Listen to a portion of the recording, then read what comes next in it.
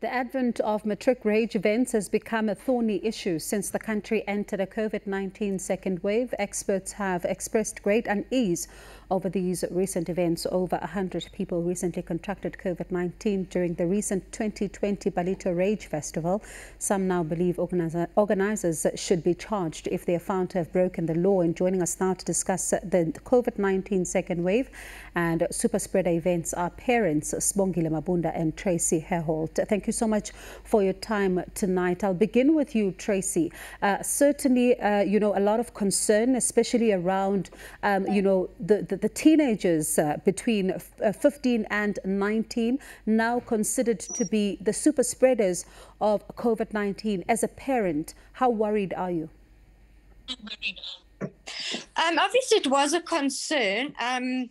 Like I did say that my children are both out of school, so they never ever attended Rage. But as a parent and sending them, to an event like this, I think was not a very bright idea. Because obviously, like you say, we're in the middle of this, now heading into the second wave, and I just think it was a huge concern, obviously for a parent to send a child to Rage this year.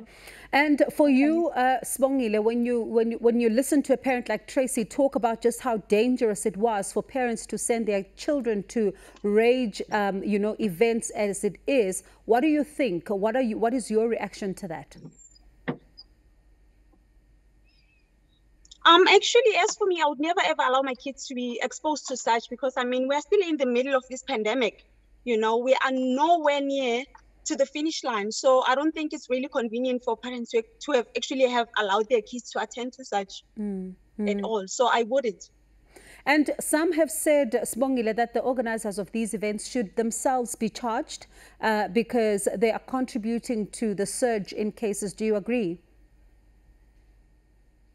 I wouldn't say actually that they should be charged, but I think that they should have taken a better route instead of what they did, because they have put a lot of people's life in danger, as well as the ones that were at home, in particular families and whatnot.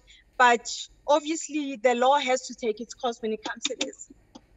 And Tracy, as we speak tonight, we just got off a conversation with the spokesperson for the Department of Education in the Northwest, where 3 learners have lost their lives following a party that was held after they had finished writing these exams. Certainly, some of the schools are going out of their way to try and, accommodate some of the students that are hoping to let down their hair.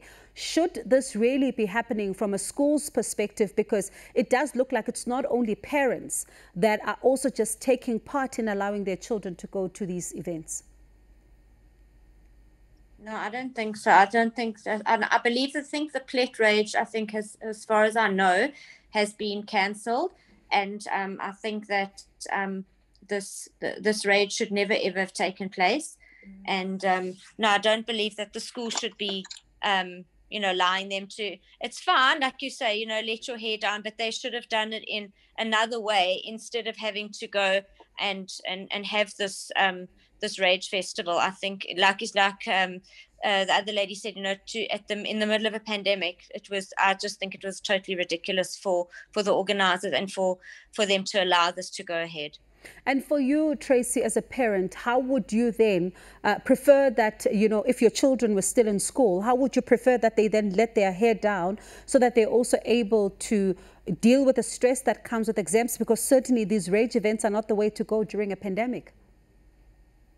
No, I think, a lot of the schools, I understand, did have matric dances eventually, sort of now as the exams were finishing or just before they wrote. They limited the matric dances to, no one was allowed to bring couples, so it was only the child that's in matric. They did a 3-hour thing. There was no after parties allowed. I know a few parents that did have after parties at the house, where they just allowed sort of between 10 and 15 children, and they had it at the house under adult supervision, and there was no public gathering. So I think that would be the best way to do it. I think that with the schools handling the matric dance in that way that it didn't go on forever. It was limited, like I said, 3 hours, no partners, only the kids at the schools, and then afterwards very, very small house after parties. And for you, Sibongile, how do you think the schools should be handling, issues and especially events around matrics letting their hair down and distressing after, a year that has been so intense? I actually don't think that kids should be given an opportunity to even distress or better celebrate. I don't see anything that there is that they should be celebrating. Looking at the situation right now, these children have not been able to go to school for almost the whole year this year. So I don't see any reason why they should be celebrating anything to begin with, because they only were able to go back to school for the past few weeks, and all of a sudden there's people who are celebrating. I don't see anything that they should be celebrating these kids, especially now that, looking at the pictures that are circulating, I've been seeing that there were no precautions that were implemented when it comes to these kids. There are no hand sanitizers, there were no social distancing, as well as I've not been seeing any social distancing and mask on when I'm looking at these pictures that are circulating. So we know very well that our kids are actually not even responsible enough when it comes to things like this. We're even afraid to send our kids back to school. So why would we send our kids to such a bad event? Looking at the number, people are coming from Gauteng as it is, it's plus minus 1.3. It's even more than that. It's a huge number. To even allow our kids to attend to such, I would never, ever. All right. I just want to thank you so much for your time tonight. To both of you, thank you. That's Sibongile Mabunda and Tracy Herholdt. They are parents, of course, sharing, the anxieties even around some of the pictures that we have been seeing. You've been seeing pictures as this conversation was in fact taking place of this rage event. No social distancing, no masks, no safety protocols, and certainly a lot of concern around such events, and even, calls for organizers of that particular, of those particular events to then be held accountable. But yeah, thank you so much for your time. And up next.